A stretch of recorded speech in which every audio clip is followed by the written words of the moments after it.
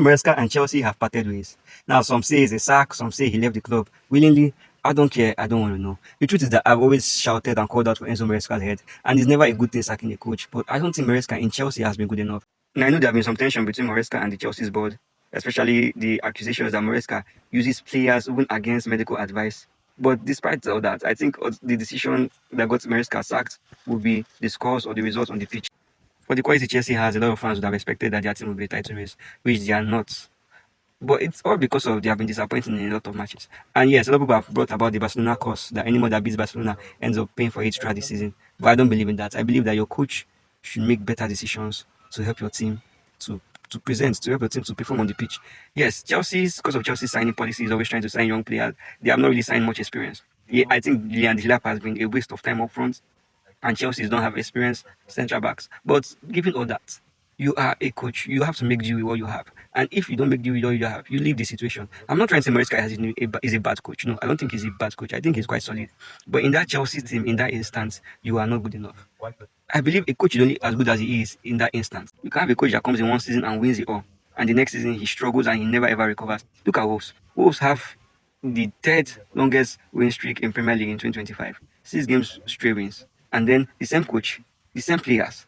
He goes to the next season and he can't win a game. He gets on being sacked. Sometimes the coach can just lose his mojo, and that's it. It's nothing bad. He needs to go. A new coach comes in and see where he can try and fix it. Although yes, you can't just be changing your coach every 2 days, every 2 minutes when your coach loses. That's why every team has spells with a particular coach. You have time whereby you're good and you're winning. Then you might have a spell of not so much wins, but maybe still being competitive. Then you go back to your spells of dominations and win. Like City. City under Pep Guardiola has won they won the league 4 times.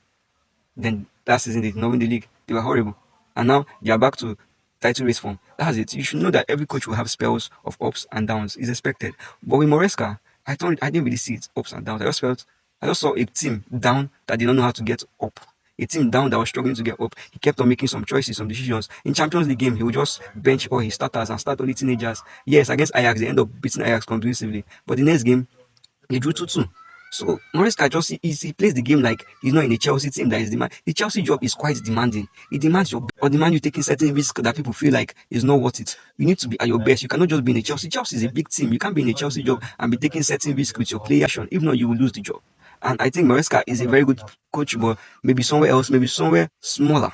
I don't think he's quite suited for big teams because he's somewhere smaller whereby he can be comfortable, he can take his risk, he can do what he wants to do, and nobody will complain. And yes, Chelsea, as I said, they won the Club World Cup last year, they won the Conference League last year. They are a good team. Even this season, they are not really bad. They are still among the top 6. They are still in contention to go to Champions League.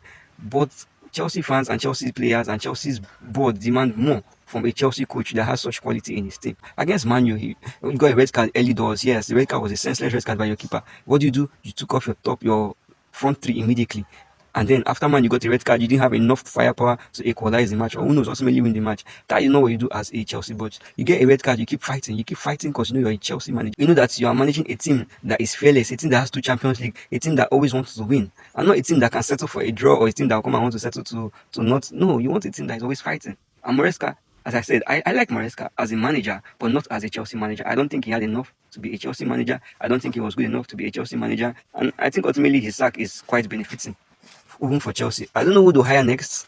Right now, they are with their under 21 coach. He's going to be in charge for the Chelsea's game, and I'll be curious to see who Chelsea hires next. But they should hire a big team manager. Don't hire a good manager. There are some managers that are better suited to the small teams, and it's sad saying that, but that's the truth. Some managers are better suited to the small teams, and I think Enzo Maresca is one of them. You need a manager that can manage big teams, that can think big, go for big, because you want the Conference League. The Conference League is the third tier club competition in Europe. It's not the Champions League, it's not the Europa League, it's the Conference League. The only saving grace was that you won the Club World Cup, which again teams did not take seriously. If Chelsea is that good, they should win the Champions League, but where are they in the Champions League table? They are struggling. So I don't think Maresca was that manager for Chelsea. A lot of Chelsea policies might not fit a manager like Maresca. Signing players that are only under 24, signing players with no experience but only quality and talent. Some managers want experienced players. They want players that are in 29, 28, even in their 30s, players that know what it is to win and know what it is to know how to get the win. Not players that have quality and just need to be led. So ultimately, as I said, Maresca is a good manager, but I don't think he was that manager for Chelsea.